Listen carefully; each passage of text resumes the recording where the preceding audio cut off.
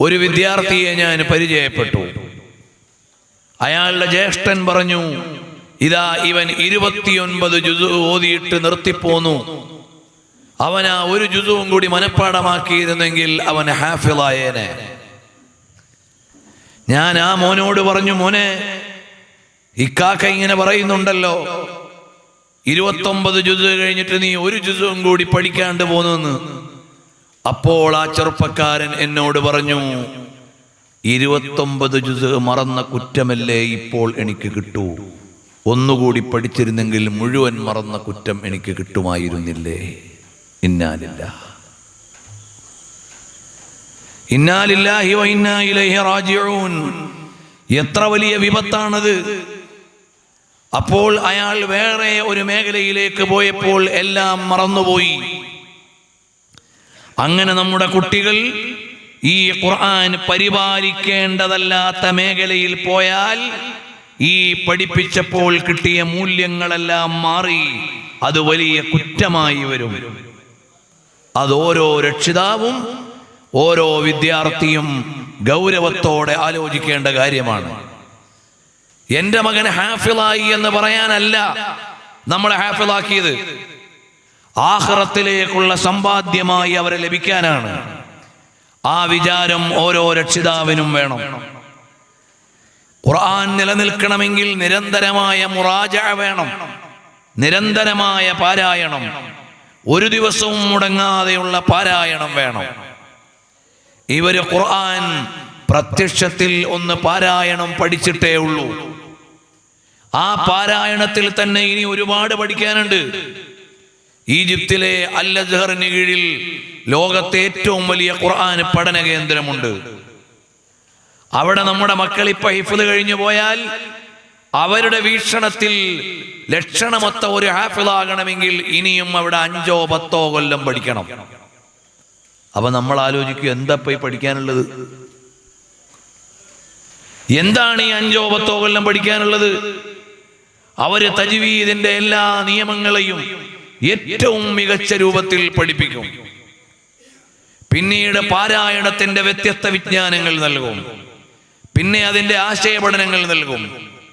അങ്ങനെ നിങ്ങളുടെ മകൻ നല്ല ഖാരിഉം ഹാഫിളും മുജവ്വിദും ആയാൽ അത് മാത്രം മതി നമുക്ക്.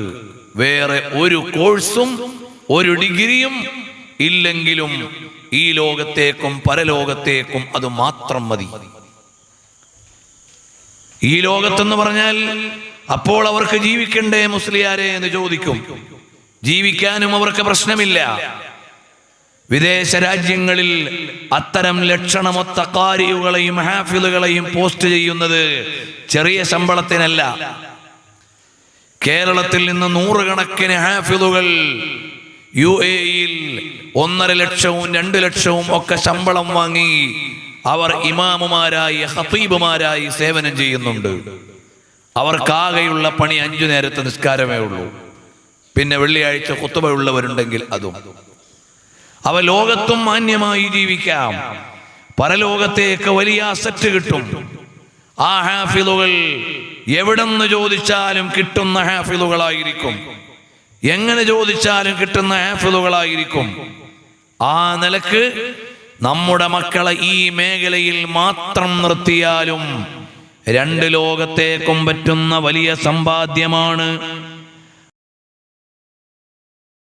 കഴിഞ്ഞു, SSLC-ക്ക് നല്ല മാർക്ക് വാങ്ങി. പിന്നീട് അവരെ മതവിദ്യാഭ്യാസവും കൂടി പഠിപ്പിക്കുന്ന ഒരു ഫീൽഡിൽ നിർത്തണമെന്ന് പറഞ്ഞാൽ ചില രക്ഷിതാക്കൾക്ക് എൻ്റെ മോന് ഫുൾ A+ കിട്ടിയല്ലോ, ഇനി മെല്ലെ അങ്ങ് സ്കൂട്ടാവാന്ന് വിചാരിക്കും. എന്നിട്ട് കൊണ്ടുപോയി ഏതെങ്കിലും പബ്ലിക് ഇൻസ്റ്റിറ്റ്യൂട്ടിൽ അവരെ ജനറൽ കോഴ്സിന് ചേർക്കും. അവിടെ അവർക്ക് ഖുർആൻ ഓതണമെന്ന് പറയാൻ ആളുണ്ടാവില്ല, പാഠം കേൾക്കാൻ ആളുണ്ടാവില്ല. അവര് ക്രമേണ മറ്റു കുട്ടികളെ പോലെ ഖുർആനുമായി ബന്ധം വിട്ടുകൊണ്ട് ജീവിക്കും.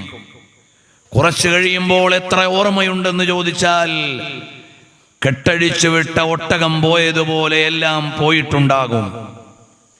അതുകൊണ്ട് എല്ലാ രക്ഷിതാക്കളും നിങ്ങളുടെ മക്കൾക്ക് അള്ളാഹു നൽകിയ വലിയൊരു ഫളലാണ്. നിങ്ങൾക്ക് അള്ളാഹു നൽകിയ വലിയ അനുഗ്രഹമാണ് മകൻ ഖുർആൻ മനപ്പാഠമാക്കി കിട്ടി എന്നത്. ഇനി അങ്ങോട്ട് ഇതിനെ പരിപാലിക്കുക. കണ്ണിലെണ്ണയൊഴിച്ച് കാത്തിരുന്നാലേ ഇത് പരിപാലിച്ചു കൊണ്ടുപോകാൻ സാധിക്കുകയുള്ളൂ. അല്ലാതെ ഇവരെ പരിപാലിച്ചു കൊണ്ടുപോകാൻ പറ്റില്ല.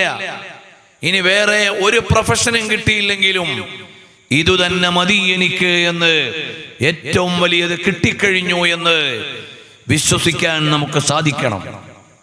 ഇന്ന് ആളുകൾക്കൊരു ഫാഷന്റെ ഭാഗമായി മക്കളെ ഹാഫിളുകളാക്കുന്നവരുണ്ട്. എൻ്റെ മകൻ ഹാഫിളാണെന്ന് പറയാൻ, എൻ്റെ മകൻ ഹിഫ്ലായി എന്ന് പറയാൻ. അങ്ങനെ ഒരു ജാടയ്ക്ക് വേണ്ടിയല്ല നമ്മൾ മക്കളെ ഹാഫിളുകളോ ഖാരികളോ ആക്കേണ്ടത്. അവരെ അള്ളാഹുവിന് വേണ്ടി സമർപ്പിക്കണം. അങ്ങനെ വരുമ്പോഴാണ് അഹ്ലുല്ലാഹി വഖാസ്വതുഹു, അള്ളാഹുവിനെ അറിഞ്ഞ് പരിശുദ്ധ ഖുർആൻ പാരായണം ചെയ്ത് അതിൻ്റെ ആശയതലങ്ങളിലൂടെ ആലോചിച്ച് രാപ്പകലുകൾ ഖുർആനിനു വേണ്ടി വിനിയോഗിക്കുമ്പോൾ അവരാണ് അഹ്ലുല്ലാഹ്, അള്ളാഹുവിൻ്റെ അഹ്ലുകാരായി മാറുന്നത്, അള്ളാഹുവിൻ്റെ പ്രത്യേകക്കാരായി. അല്ലാഹു ജല്ല ജലാലുഹു അമ്മ നവാലുഹു ഹുവ തആല ഫീ ഉലാഹ്. നിങ്ങൾ ആലോചിച്ചു നോക്കൂ, നമ്മുടെ മക്കളുടെ ഹൃദയത്തിൽ ഓർത്തു വെക്കാൻ പറ്റുന്ന ഏറ്റവും വലിയ കനി അള്ളാഹുവിൻ്റെ കലാമാണ്. ബാക്കിയുള്ളതെല്ലാം രചിക്കപ്പെട്ട ഗ്രന്ഥങ്ങളാണ്, രചിച്ചുണ്ടാക്കിയ രചനകളാണ്. അള്ളാഹുവിൻ്റെ ഖുർആൻ കലാമുല്ലാഹ്, അള്ളാഹുവിൻ്റെ പവിത്ര വചനങ്ങളാണ്. അത്രമേൽ പവിത്രമായി മനപ്പാഠമാക്കാൻ പറ്റുന്ന വേറെ ഒന്നും ഇല്ലേ ഇല്ല. അതുകൊണ്ട് നമ്മുടെ മക്കളെല്ലാവരും ഉഖറവിയായ ഹാഫിളുകളാവണം. അല്ലാഹുവേ, ഞങ്ങളുടെ എല്ലാവരുടെയും മക്കളെ ഉഖറവിയായ ഹാഫിളുകളാക്കണം അല്ലാഹ്. നാളെ അള്ളാഹുവിൻ്റെ അഹ്ലായി ഖാസ്വത്തായി പരലോകത്ത് ആനയിക്കപ്പെടുന്ന പവിത്ര പദവിയുള്ളവരിൽ അവരെ ഓരോരുത്തരെയും നീ ചേർത്തു തരണം അല്ലാഹ്. ജീവിതകാലം മുഴുവനും ഓർത്തുവെച്ച് പരിപാലിക്കാനും മരണാനന്തരം പറുദീസയിലേക്ക് ചെന്നു ചേരാനും പറ്റുന്ന ഖുർആനിൻ്റെ അഹ്ലുകാരായി ഞങ്ങളുടെ മുഴുവൻ മക്കളെയും ഇവിടെ പഠിക്കുന്ന മുഴുവൻ മുതഅല്ലിമുകളെയും നീ ഖബൂൽ ചെയ്തു തരണം അല്ലാഹ്. നമുക്ക് നല്ല പ്രാർത്ഥന വേണം, നല്ല ആലോചന വേണം, അനുസൃതമായ വിചാരങ്ങൾ വേണം. പരിശുദ്ധമായ ഖുർആൻ വേണ്ട പോലെ പഠിച്ചാൽ ഈ പുതിയ കാലത്തെ സോഷ്യൽ മീഡിയ വ്യവഹാരങ്ങളിലൂടെ പല വഴിക്കും പല ഗതിക്കും സഞ്ചരിച്ചു കൊണ്ടിരിക്കുന്ന ഗതികേടുകൾ ഉണ്ടാവുകയില്ല. കാരണം ഖുർആൻ നമുക്ക് നൽകുന്ന ഏറ്റവും വലിയൊരു വിചാരം എന്താണെന്നറിയുമോ? ഈ ലോകം അനാഥമല്ല എന്നതാണ്. ഇവിടെയുള്ള ലിബറലിസ്റ്റുകൾ, നവീനവാദികൾ, അവരുടെ അഭിപ്രായത്തിൽ ഈ ലോകം അനാഥമാണ്, ഇതിനാരുമില്ല. അതേ സമയത്ത് പരിശുദ്ധ ഖുർആൻ പാരായണം ചെയ്യുമ്പോൾ തബാറകല്ലദീ ബിയദിഹിൽ മുൽക്ക് വഹുവ അലാ കുല്ലി ശൈഇൻ ഖദീർ. അല്ലാഹുവിൻ്റെ മഹത്വത്തെ വാഴ്ത്തുകയാണ്. അവൻ്റെ കയ്യിലാണ് അധികാരം മുഴുവനും. ലില്ലാഹി മുൽക്കുസ്സമാവാതി വൽ അർള്, ആകാശഭൂമികളുടെ മുഴുവനും ഉടമസ്ഥൻ അല്ലാഹുവാണ്.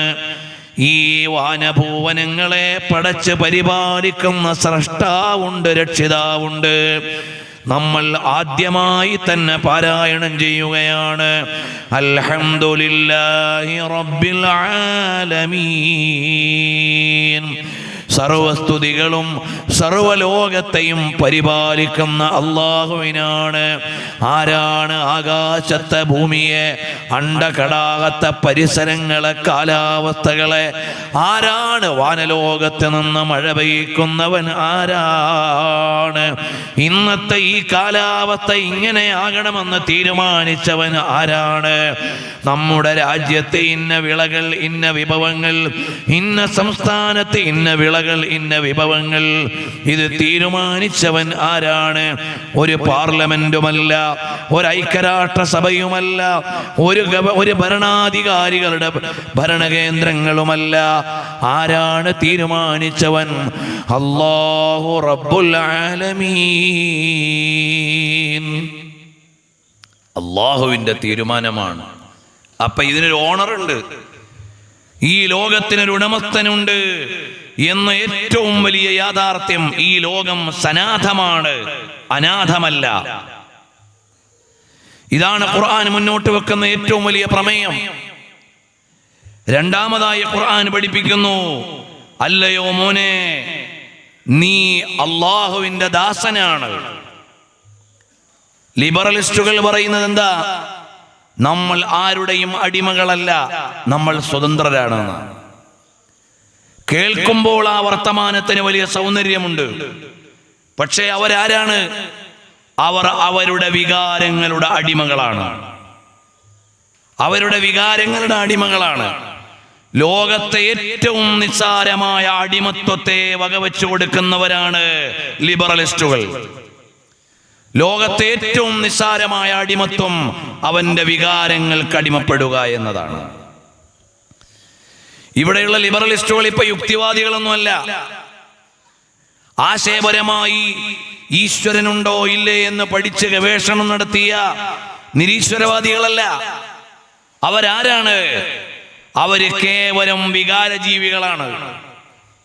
അവരുടെ ദേഹീയ വികാരങ്ങൾ മുഴുവനും ആരും തടസ്സം നിൽക്കാതെ നടത്തണം എന്ന് ചിന്തിക്കുന്ന വികാരജീവികളുടെ പേരാണ് വർത്തമാനകാല ലിബറലിസ്റ്റുകൾ.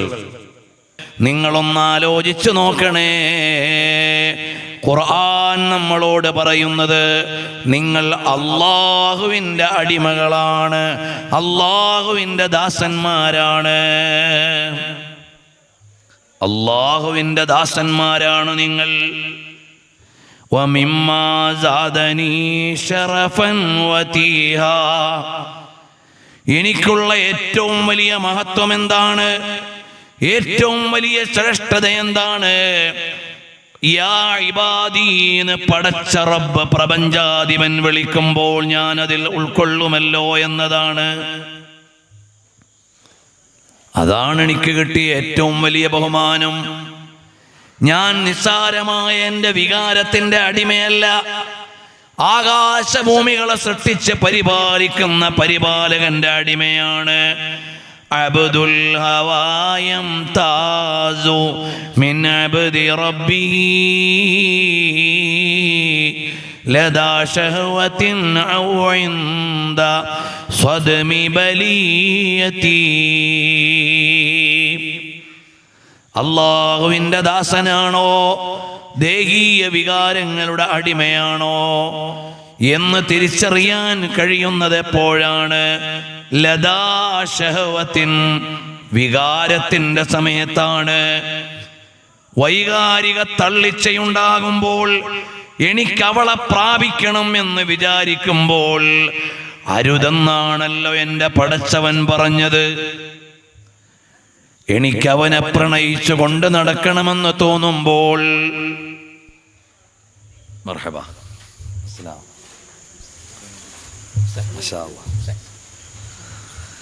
അൽഹംദുലില്ലാ.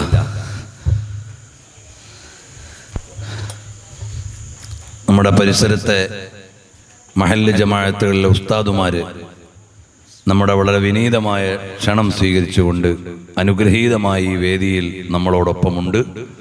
അവർക്കും നമുക്കുമൊക്കെ ഇഖ്ലാസോടുകൂടി ഇൽമിനും ദീനിനും ഖിദ്മത്ത് ചെയ്യാൻ അല്ലാഹു തൗഫീഖ് ചെയ്യട്ടെ. ഇൻഷാ അല്ലാഹ് ഉസ്താദുമാർക്ക് ചിലപ്പോൾ ഈ പരിപാടിയുടെ അവസാനം വരെ ഇരിക്കാൻ സൗകര്യപ്പെട്ടോളണമെന്നില്ല.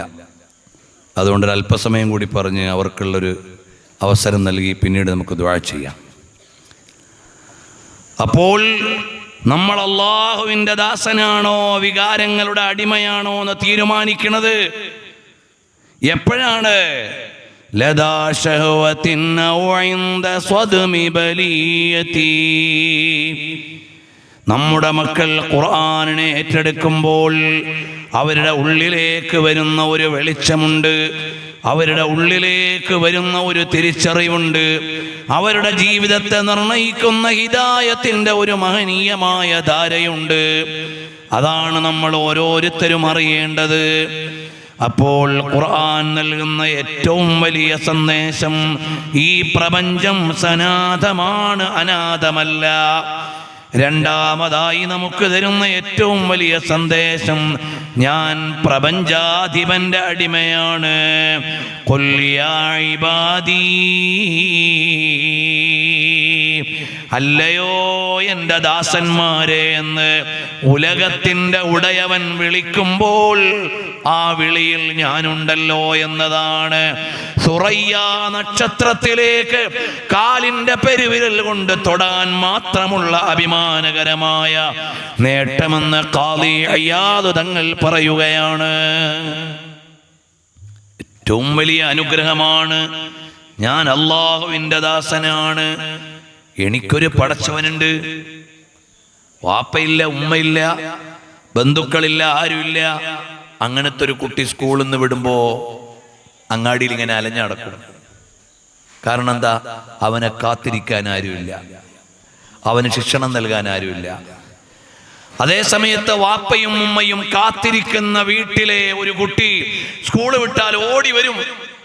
സ്നേഹത്തോടെ കാത്തിരിക്കുന്ന ഉമ്മയുണ്ട്, വിളമ്പി വെച്ച ഭക്ഷണമുണ്ട്, വാത്സല്യം തരുന്ന സഹോദരങ്ങളുണ്ട്, പരിരക്ഷ തരുന്ന പിതാവുണ്ട്. അങ്ങനെ സനാതനായ ഒരു കുട്ടി സ്കൂള് വിട്ടാൽ അങ്ങാടിയിൽ ഇങ്ങനെ അലഞ്ഞടക്കൂല, അവന് വീട്ടിലെത്താനുള്ള വ്യഗ്രതയായിരിക്കും. അതേസമയത്ത് ആരും നോക്കാനുമില്ല, കേൾക്കാനുമില്ല, പറയാനുമില്ല എന്നുള്ളനോ അങ്ങാടിയിലൊക്കെ ഇങ്ങനെ നടന്നലഞ്ഞലഞ്ഞിങ്ങനെ പോരും. ലിബറലിസ്റ്റുകളുടെ ലോകം അങ്ങനെയാണ്. ആരും ചോദിക്കാനില്ല, ആരും പറയാനില്ല, ഒന്നുമില്ല. അങ്ങനെ അപകടകരമായ സ്വതന്ത്രവാദത്തിന്റെ ആളുകൾ ഈ ലോകത്തെ സോഷ്യൽ മീഡിയയിലൂടെ പല സന്ദേശങ്ങളും അപകടകരമായി പുതിയ തലമുറയുടെ മുമ്പിലേക്ക് തരുമ്പോൾ ഖുർആൻ വിളിച്ചു പറയുന്നത്, നിങ്ങൾ പ്രപഞ്ചാധിപന്റെ അടിമകളാണ്, നിങ്ങൾ എൻ്റെ പ്രതിനിധികളാണ്. നമ്മൾ ഈ ഭൂമിയിൽ അള്ളാഹുവിൻ്റെ പ്രതിനിധികളാണ്. ഖലീഫത്തുല്ലാഹി അലൽ അർദ്, അള്ളാഹുവിൻ്റെ ഭൂമിയിലെ അള്ളാഹുവിൻ്റെ പ്രതിനിധികളാണ് നമ്മൾ. ആ വലിയ പദവിയാണ് അള്ളാഹു തആല നൽകിയിട്ടുള്ളത്. ആ മഹത്വം അറിയുമ്പോഴാണ് നമ്മൾ യഥാർത്ഥ മനുഷ്യനായി ജീവിക്കുക.